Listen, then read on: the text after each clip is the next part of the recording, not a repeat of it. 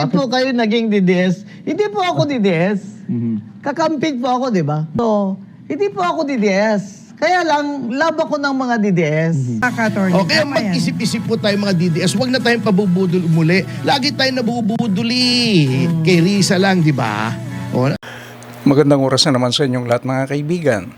Ipinahayag ni Rowena Guanzon na hindi siya DDS, ngunit mahal daw siya ng mga DDS. Inamin niya na siya ay kakamping at siya ay anti-Marcos. Anti-Marcos mula pa sa ama at anti-Marcos hanggang ngayon. Anti-Marcos sa anak. Ngunit nananawagan si Attorney Ferdy Topacio sa mga DDS na huwag magpabudol kay Guanzon dahil ginagamit lamang daw ni Guanzon ang DDS para sa pansariling agenda. Ito ang ating pag-uusapan ngayon. Pero bagong lahat, huwag niyong kalilimutan na mag-subscribe sa ating channel. Kung hindi pa kayo subscriber, please like, comment, and share. Pag-click na rin ang notification bell para hindi niyo makaligtan ng ating mga bagong video. Hindi naman daw DDS si Attorney Rowena Guanzon. Nagkataon lang daw na siya ay sinasang-ayunan ng mga DDS dahil kinakalaban niya si Pangulong Marcos Jr. Kaya siya raw ay wini-welcome ng mga DDS. Giit niya na mali ang sinasabi nilang siya ay DDS dahil hindi niya binabanatan si VP Sara. Pero siya raw ay kakamping. Siya raw ay very consistent dahil siya raw ay anti-Marcos talagang simula pa noong siya ay 13 years old pa lang. Pangalawang Marcos na raw ito na nanindigan siyang anti-Marcos. Bakit po kayo naging DDS? Hindi po ako DDS. Kakamping po ako, di ba? I'm really left of center. So yung mga DDS, ano sila, they're originally pro-Duterte. Alright? And then they represent Duterte's principles, right? So, hindi po ako DDS. Kaya lang, love ako ng mga DDS, di ba? It doesn't make me DDS kung if they like me, di ba? And they vote for me or they comment, ganyan. Kasi ako, I'm really left of center. Ever since high school, di ba? I was in UP. Barkada ko yun si Lisa Masa, ng Gabriela, di ba? My political, ideological beliefs are different. No? I'm atin ang West Philippine Sea, di ba? I stand for that UN arbitral ruling, di ba? I do not like the incursion of China, di ba? And well, Digong represents a friendly stance to China, di ba? And so that's what the DDS represent. But to my pleasant surprise, I've been to Cebu and Davao. Yung mga DDS are very, welcome nila ang mga taong hindi DDS. Okay. So, para sa kanila, So they're balanced, more balanced. yeah, because I also deal with professionals. Yeah. I don't really talk to, di ba, hindi, it's okay. But, I don't really go out in a foreign country, like Davao. I don't really go out there. And I get to meet people in groups and they're mostly professionals. So, mali po yung tingin nyo na DDS ako kasi hindi ko binabanatan si Sara Duterte. Pero you have to appreciate that I'm really consistent. Anti-Marcos po talaga ako. Since I was 13 years old, pangalawang Marcos na po ako eh. Wag naman po sana pangatlo. 67 na ako eh. Never again. Diba? Okay. Ilang water cannon ang tumama sa akin dyan sa kay Ferdinand Marcos na regime, ha? When I was campaigning against Marcos for Lenny, sinabi ko pag nanalo si Marcos, hindi na yan naalis. It's going to be a dynasty all over again. Right? So, I'm consistent, anti-Marcos. And so the DDS, they like that. Right? But this... I think for everyone, consistency and everything is but this very mga important. makikitid na mga tao kasi, they have small minds eh. Hanggang dun lang sila eh. Black or white. Alam nyo, ay hindi kayo mananalo pag ganyan lagi iniisip nyo. And you know that ako ay basta anti-Marcos ako kasi nakita ko na, lalo na ngayon after 3 years, na wala talagang magandang patutunguhan, our country is not getting, progressing. It's getting worse under Bongbong Marcos. Nagbabala si Attorney Ferdy Topacio sa mga DDS sa pagpanig o pagiging malapit sa mga DDS itong si Attorney Rowena Guanzon. Iba raw ang karakter nitong si Guanzon. Ito ang paliwanag ni Attorney Topacio kung bakit iba ang karakter ni Guanzon. Alam mo, dapat ang karakter mo isa lang. Kay may matuwa sa'yo, kay mabwisit sa'yo, dapat yung prinsipyo mo isa lang. Isa lang. Oo. Yan. Huwag kang maging Rowena Guanzon. Oh. Diba? Dilaw na dilaw, pinklawan na pinklawan. biglang magiging pula. Lenny. Diba? Ay, may- Lenny. Okay. Di natalo si Lenny. Opo. Pero nanalo yung kanyang party list. Pero noong nagka-eleksyon, hindi pa siya nagre-retiro sa gobyerno. Nung ginawa yung party list na yun. Ayun, diba, At no? sinumite yung nominee. Alam mo, 1 week after na idineklara yung napanalo yung party list na yun, pinag-resign niya lahat ng mga nominees. 5 yan eh. 5 ang nominees under the law. Pinag-resign niya, nilagay niya sarili niya. Which is in violation of the Party List Act at ibang mga jurisprudence, mga desisyon ng Korte Suprema. So, ang nangyari, sa kagustuhan niya maging congresswoman, di inapprove ng COMELEC. Opo. Umakyat po kami ni Chairman Ronald Cardema na siyang pinuno rin ng Duterte Youth Party List sa Korte Suprema para questionin. Ayun. Okay, pero kita nyo ang karakter nitong taon to. Lenny yan, ano? Opo. Lenny. Ha? Mura ng mura kay Marcos. Pero nung akala niya siya ay magiging congresswoman, umattend ng party, dinagtawag ng party si dating speaker Romualdez para sa mga incoming na mga congressmen. Opo. Dumalo siya. Namamayagpag siya ron, magiging congresswoman ako. Alam mo, di ba, mura siya ng mura kay Marcos. Kung anong sinasabi niyang kokadik, Oh, bangag. Anong unang-una niyang ginawa pagdating niya ron sa party? Ano po? Nagpakuha ng litrato kasama si Sandro Marcos. Hala? Oo, nandyan. Oh. Meron tayong konti. Nagpakuha ng litrato kasama si Martin Romualdez. So, baliktad na. Okay, yan. So, ano na siya? Chami-chami niya siya sa mga Marcos. Hindi niya inaasahan na si Ronald Cardema at si Ferdy Topacio ang magiging malaking hadlang sa kanyang pangarap na maging congresswoman noong June 29. Opo.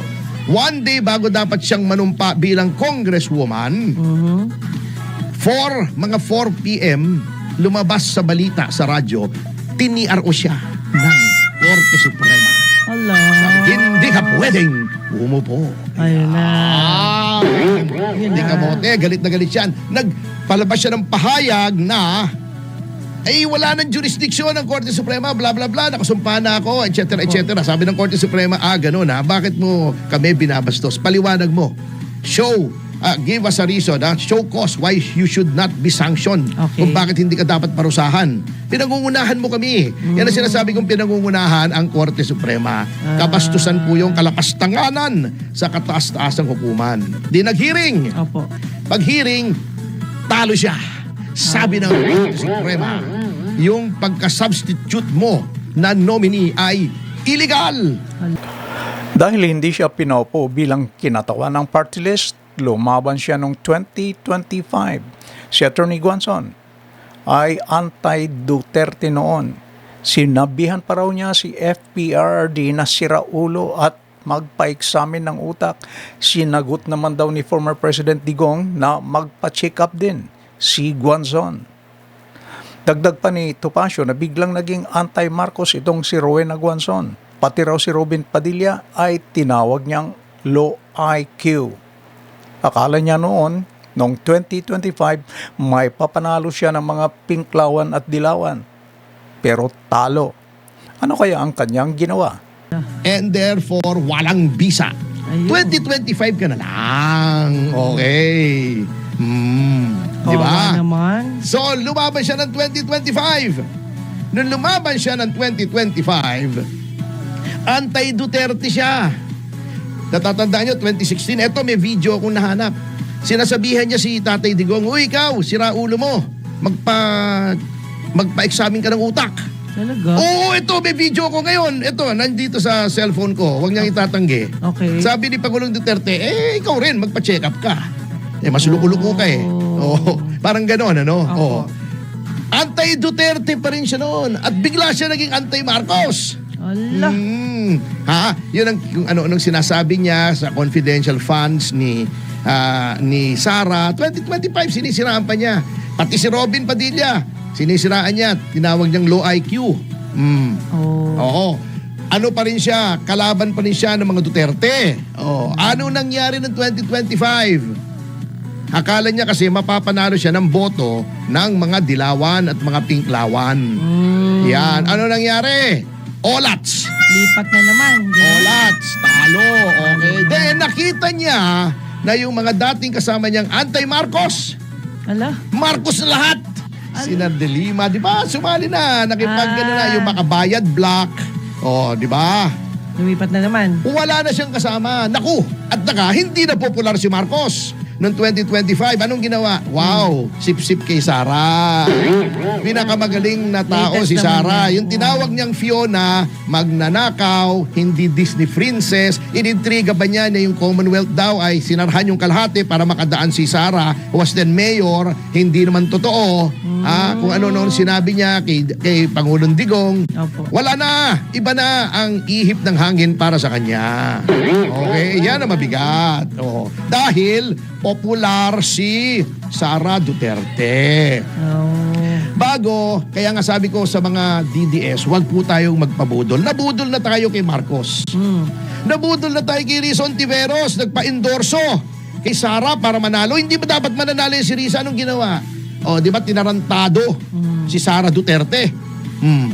Pagkatapos siyang panalunin ni Sara Duterte, inendorso siya. Kaya nakuha niya yung boto ng Mindanao.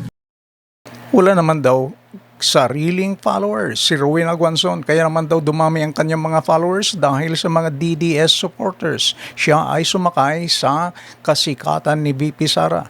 Sa pananaw ni Atty. Topacio, walang prinsipyo si Guanzon. Grabe.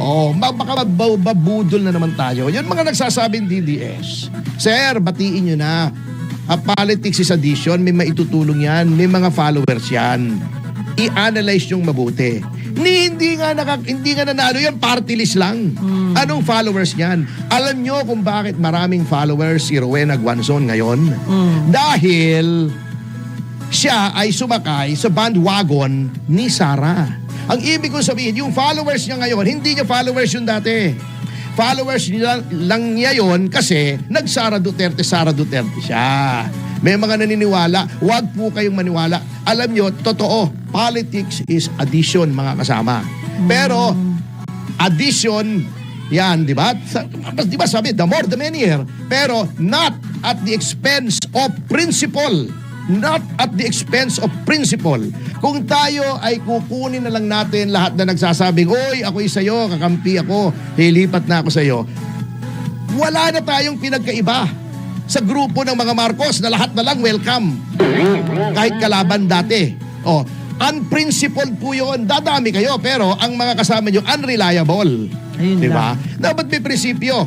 Kung tatanggapin nyo yan na dati, Lenny, dumikit sa mga Marcos, yung akala niya magko-congressman siya, nagalit kina Marcos, hindi siya nakaupo, nag-party list, tinitira pa rin si Sara Duterte, hindi rin nanalo, nag-Sara Duterte. Pag ganyan ng tao na ang kanyang prinsipyo ay parang damit lang na papalitan niya araw-araw, walang kwentang kakampiyan. Pagka nakuha na niya ng gusto niya, halimbawa, dahil kasasakay niya kay Sara Duterte, naging senador yan. Opo. Di ba? Baka yan din lumaglag sa kanya. Oo, yan din ang lalaglag sa'yo. Walang loyalty yan. Walang kwenta yung ganyan na kakampi. Yun ang nakakatakot. Yan ang difference between girlfriend mo, mahal ka, at bayarang babae. Mahal ka lang pag may pakinabang sa'yo. Pag may pera ka. Makakasiguro ka na bukas makalawa, wala ka ng pera. Iiwan ka na. Iwanan ka na, sasama na sa ibang lalaki. Yan po. Aray ko, Comparison marami yan. Mga kasama. Ayan. Oo. May talo tayo dyan pag ganyan. Kaya nga Tama ka, attorney. O kaya Tama yan. mag-isip-isip po tayo mga DDS, huwag na tayong pabubudol muli. Lagi tayong nabubuduli. Kay Risa lang, di ba? O, Dito sa bangayan ni Topacio at Guanzon, sa aking sariling pananaw, hindi dapat buong ibigay ang tiwala kay Attorney Rowena Guanzon. Sa kanyang open na sinasabing hindi siya DDS, maliwanag na hindi siya dapat buong pagkatiwalaan dahil kahit anong oras, pwede niyang banatan ang mga DDS. Dahil sinabi na niya na hindi siya DDS, siya ay kakamping. Sa ngayon, sumasang-ayon siya sa DDS pero dapat bigyan din o bigyan natin ng bigat ang kanyang track record. Hindi yung kanyang mga recent statements. Noong mga nakaraan, si Guanzon ay isang anti-Duterte. Hayagan ito na siya ay isang anti-Duterte dahil kilala siyang kakamping. Sa ngayon, inaamin niyang siya ay kakamping pero anti-Marcos siya at siya ay issue-based. Kaya tama ang pananaw ni Attorney Topacio na siya ay hindi consistent. Sa madaling salita, mahirap pagkatiwalaan ng buo si Attorney Rowena Guanzon ng mga hardline na DDS. Pero sa mga hindi naman talaga hardline na DDS, pwede siyang pagkatiwalaan ng hindi lubusan. Meaning, hindi 100% na pagkatiwalaan. Tulad ng sinabi ni Attorney Topacio, nabudol na noon ni PBBM at ni Risa Hontiveros sa mga DDS at huwag na sana silang mabudol uli ni Attorney Rowena Guanzon. Kung kayo naman ang tatanungin, ano naman ang inyong pananaw? Ano ang inyong opinion? Please leave your comment below. Hanggang sa muli, maraming salamat sa inyong panonood and please don't forget to like and subscribe. Bye-bye!